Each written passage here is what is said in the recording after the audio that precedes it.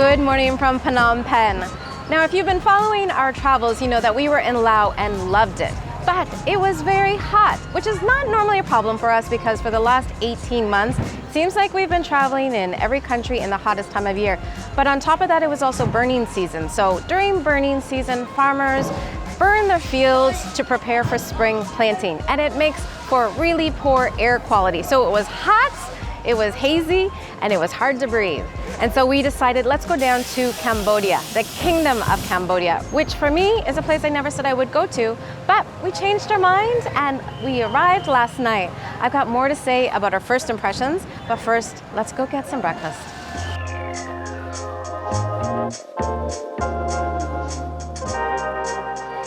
Now, we arrived last night just in time to get to a mall because we were looking for some electronics, had a tuk-tuk ride through the city, and our immediate first impressions are, we love Phnom Penh. It actually has the energy of Vietnam at night with everyone in the street. Normally I don't like arriving places at night because it can be scary, you don't know really what's going on, but actually here, I just felt so much amazing energy, so much street food, and I thought, Phnom Penh is definitely a city I think I could love, which is very different than what happened when I arrived here 15 years ago. I promise I will share that story later, but it's complicated. I have changed, Phnom Penh has changed, Cambodia has changed, and so I'm coming into this with fresh new eyes.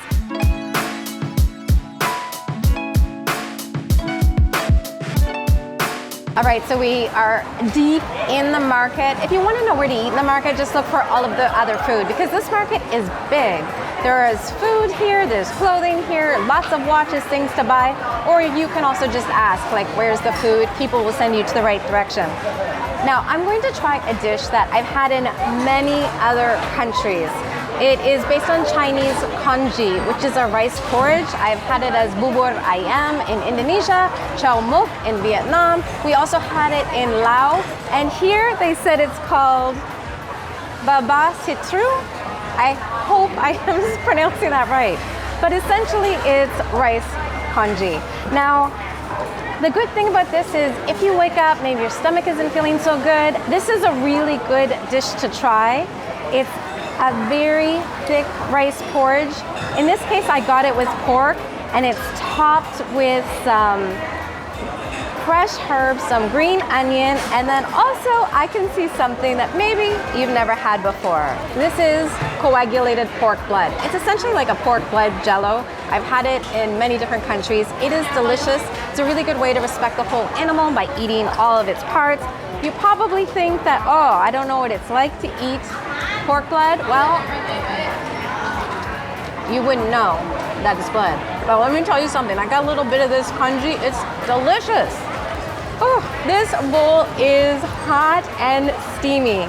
Oh, I've got some pork pieces on top.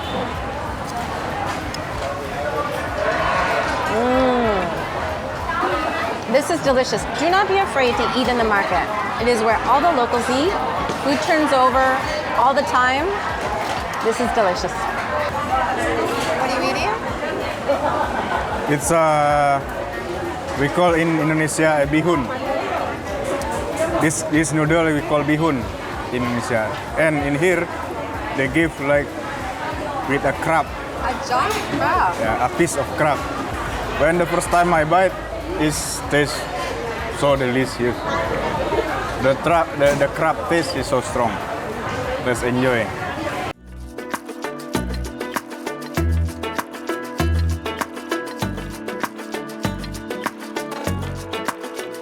Alan likes his noodles so much, he got a second order. I think Cambodia is actually known for its crab, but I had a bite. It's delicious. Yeah, that looks good. Now, I know some of you are wondering how expensive is the market here. Now, we did order seafood. Alan had 2 plates of the glass noodle salad with crab. I had the pork babasero. I gotta look that up. I know I'm getting it wrong.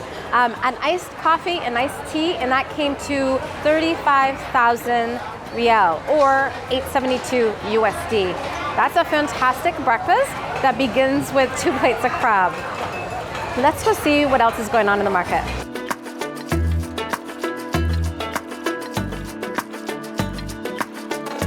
All right, guys, they are serious about seafood here. One of the things that you don't want is just to have dead water. So this keeps it running. Look at this market. They are really serious about it. No wonder our crowd was so good. A sign of a good fish market is actually that it doesn't smell fishy. It should smell fresh. This place smells very fresh. I was just standing next to it. No fishy smell at all. This is a great, great market. This might be one of probably the best markets I think we've gone to in terms of being like authentic tourist market. Honestly, I could hang out at the seafood section all day. You know, I come from a fishing area in Nova Scotia in Canada, and I love seafood. I love when I can see that the seafood is fresh, taken care of. This is a place definitely at the market. I think you can eat the seafood because you know they're getting it from a good fresh place. And this is the actual market. All right, we're now entering the main part of the market. So it is a dome that is 26 meters high with 4 diagonal arms. It was built in 1937, and they said at that time it was the largest market in Asia. Although I don't know if they could prove that. It was built by a French designer and architect, and it is stunning. It's absolutely beautiful. It's also not practical because at that time they built it on marshland in Phnom Penh in Chinatown. And so to this day, it still has issues with flooding. So when they opened it, it had all of these beautiful gardens and things, but those things could not last. Over time, thankfully, this building has lasted. It has had a number of restorations from different wars, most notably World War II, and other damage to it. So it remains part of the heart of Phnom Penh. And to be honest, this is definitely one of my favorite markets I've ever been to, just because it's so local. Anyway, I love this place. I've lost Alan somewhere, so I've got to go find him because we did want to see if we could pick up some t-shirts because ours over the last couple of months have taken a beating. All right. So, you know what? This lady, Yeah. it's not offer me about the words only, but she can speak Indonesian as well. She can speak Indonesian? Yes, I just Why? it's very good. Can she speak Indonesian? I just see the words what I want. Yeah. They're starting speak in bahasa Indonesia. Did So she know you were Indonesian? I tell her. Ah. But the first time she speak in the language bahasa. Oh, wow. Good morning, sister. Morning. Good morning. This is only $8 in here. Can you get it? Did she say it was 8? Yeah. Ask her for 5. Alan loves watches, and so I've tasked him to try to get one for 5. But Cambodians don't like to haggle as much as other countries, and so I don't know if it's going to happen. And this woman is so nice. $7? Is this for your friend? Okay, $7. Because you're so nice. Don't worry, brother. So yeah. Okay. It's not only buy a thing or negotiable about one thing. Yes. It's about good interaction, good emotional connection. Yes. Yes. You will never find like this. Maybe when you shopping somewhere or you go somewhere. This is the first time someone has spoken to you in Bahasa Indonesia. So this is All right, for the Bahasa Indonesia, $7. Let's do it. Terima kasih. see. Yeah. I'm not teacher. She just improved. I wanted to talk about one thing that Alan brought up because I have learned this about traveling Asia with him. It's something that I didn't know as a Westerner. For him, being Asian, it's very important for him to have good feelings, a good connection with the person. It's not just about the transaction, but ensuring that when he leaves, he feels good about what he paid, but also that the vendors feel good about what they paid. They're not disappointed. In a lot of places, people will haggle and then they get caught offering something and they don't make very much money out of it. I think for us, even though I tasked him find a watch for $5 because he already has a watch, $7 is fine. You know, for $2, it's not worth haggling over. And she leaves happy, we leave happy. He's got a good watch, everything is good. Plus, he's working on getting me a new subscriber. So, hello, nice lady. Thank you for subscribing. If you come back to Cambodia again, please come to see me. Oh, okay. All right. We like to see you only buying, only friendship, okay? That woman was so nice when we left, and she actually said to Alan that it was so nice to meet him if he comes back to say hi to her, because she enjoyed talking to him, not just because he bought something from her, but because she liked meeting someone new and also practicing her Indonesian. Gotta say, great start to Cambodia. One of the things I will say is people here, it's not so high pressure. It's very relaxed shopping. They say hello, but no one's in your face trying to get you to buy anything, which is really nice for me because I hate that part.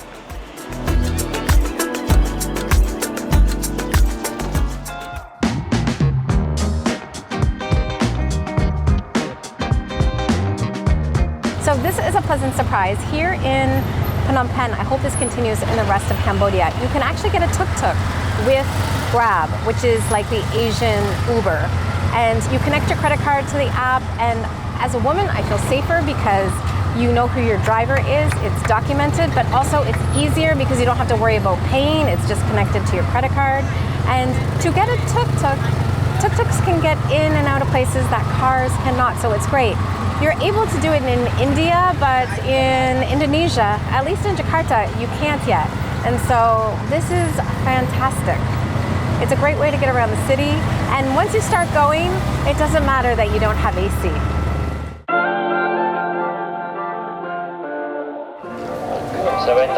Thank you.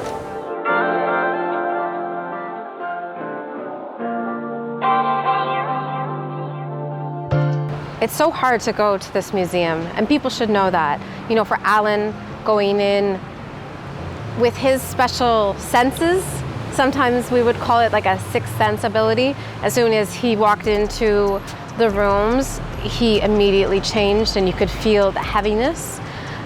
Although I think a lot of people can feel that going in because it's such a horrible nightmare of a place. To know that people went through this, the starvation, the children, and the torture that happened in the 70s. But also, I think for both of us, particularly speaking about children and starvation, it just made me feel like we haven't learned from that. To see that now Palestinians, especially children, are going through this in Gaza and their nightmare. And this is modern day and we're allowing it. It's something that has been weighing on me for so long, but also to go through there and just see this and to see the genocide is still happening today is tough. It's really, really tough to deal with. So I think what we're going to do is turn off the camera for a little bit because we do really want to enjoy Phnom Penh, but it just feels so heavy and, to be honest, hopeless. This video I'm shooting, it's probably going to air in 1 or 4 weeks to 6 weeks later, and I just pray that we have some resolution to it because I just find it so difficult to understand that the world still doesn't have the humanity to help people. And anyway, I don't want to make this video about that, but I think it's good for us to just take some time.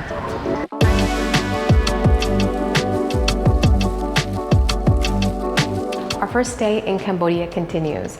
We are still in a piece of history. We've been invited to stay in a historic hotel, which once hosted adventurers, leaders of countries, famous actors and actresses, and it will be our home for the next 2 nights.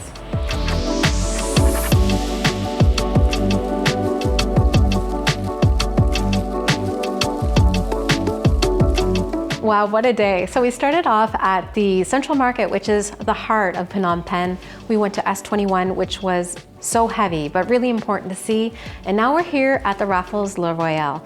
This is a historic building from 1929. A lot of people actually stayed here.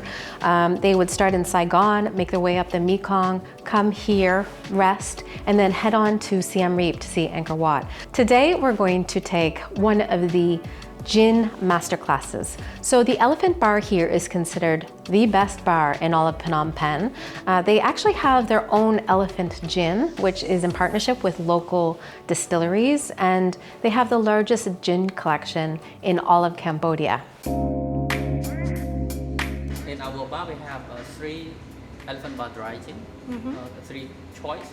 So we have a dry, we have a gold, and then we have a straight. Okay. I think you can start with the dry one. It's a classic dry London dry style, Okay. and belong to our bar. All right. Yes. Sounds wonderful.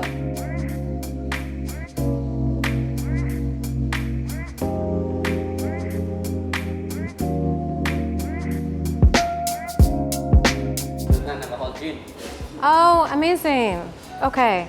I think that is great. I just sent him a note to say, come on up, because so many people are now, they want to have a cocktail, but they don't want to Yes. have, alcohol. So that's great.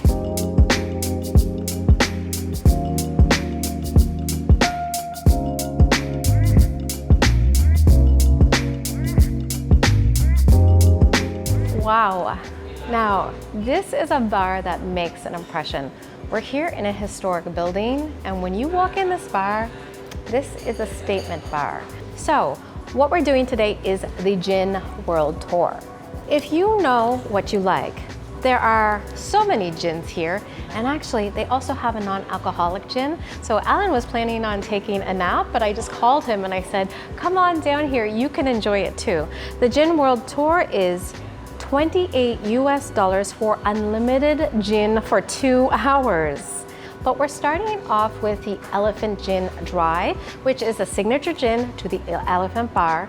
Now, it's that classic juniper flavor, but they've also added a twist because we are here in Cambodia. So it also has ginger, pepper, pomelo, lemongrass, and they use water from a local mountain stream. There are a number of different garnishes. I asked them, please put in whatever tonic you think works best and whatever garnish, and I'll just give it a shot.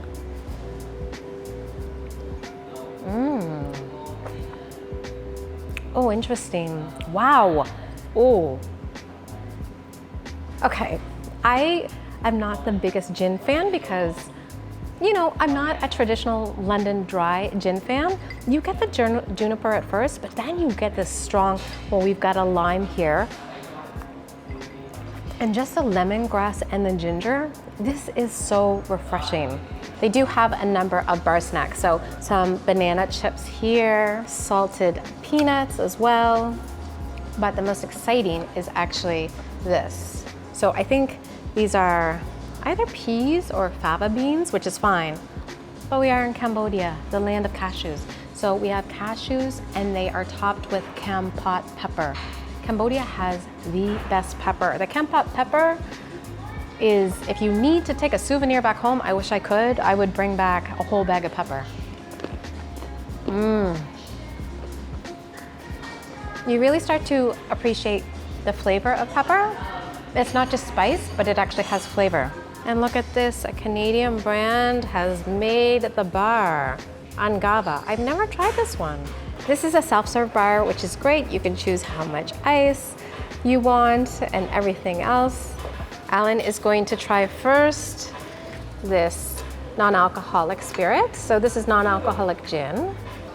I love that they have this experience for everyone. It's just really nice that we can both have a little bit of a gin tasting. And then your tonic. Oh, that's beautiful. All right. Oh, and a flower. You fancy. So yeah, it tastes very refreshing, and also because of the soda. Yeah. And, Does it taste like gin? Tastes like gin, and then not too sweet, and it's spectacular with ice. Yeah, it is. It's very refreshing.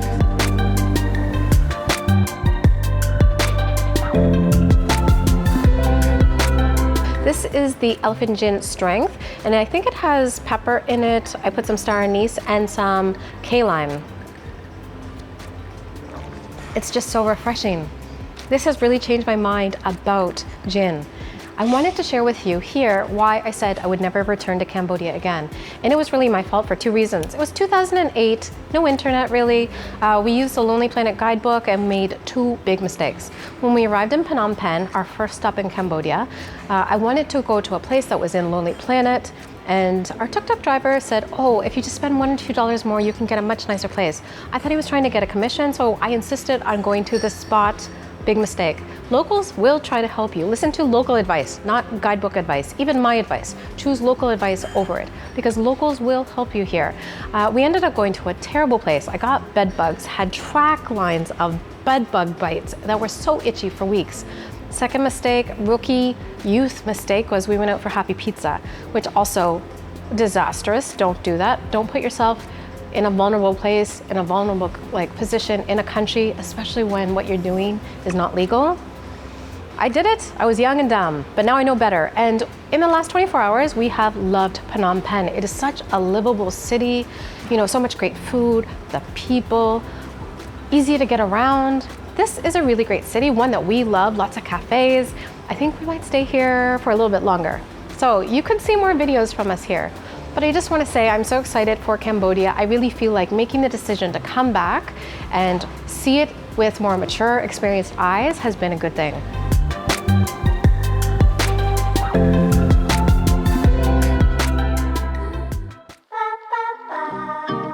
And it's now time for dinner. We're going to the formal dining room, but I have no idea what we're eating. What do you think?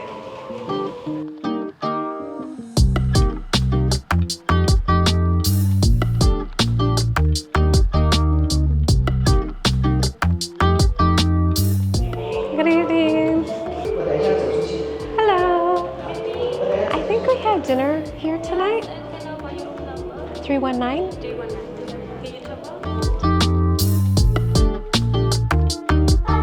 Oh, wonderful. Thank you. Now, this is a special place. You can either do a 3, 4, or 5-course tasting menu, or you can also do a la carte. We are each going to do 4 courses, but Alan is going to do the modern Cambodian cuisine, and I'm going to do the Royal Khmer. So it will be really interesting. I think it will be interesting to see similar flavors presented in a much different way. I've had a lot of things served at my table. What do you think about all of this?